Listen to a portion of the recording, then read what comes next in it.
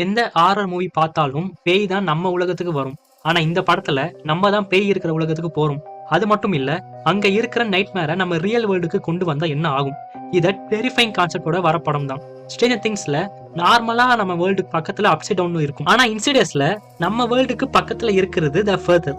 Difference என்னன்னா, அங்க இருந்து கிரியேச்சர்ஸ் இங்க வர மட்டும் இல்ல, நம்ம தான் அங்க போகிறோம்.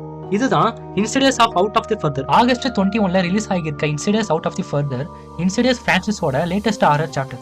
இந்த மூவியோட பிகெஸ்ட் அட்ராக்ஷன் என்னன்னா த ஃபர்தர். இது நார்மல் கோஸ்ட் மூவி கிடையாது. ஒரு சைட்ல நம்ம ரியல் வேர்ல்டும், இன்னொரு சைட்ல நம்ம இமேஜஸ்க்கு கூட பயம் கொடுக்குற ஒரு சூப்பர் நேச்சுரல் வேர்ல்டும் அது மிக்ஸ் ஆயிருக்கு.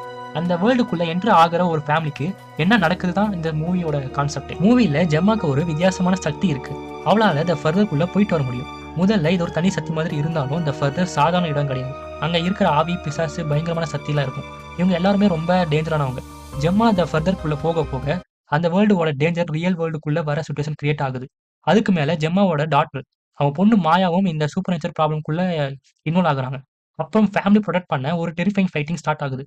ஓவராலா பார்த்தா இன்சிடர்ஸ் அவுட் ஆஃப் தி ஃபர்தர் ஒரு பெர்ஃபெக்ட் ஹாரர் மூவின்னு சொல்ல முடியாது.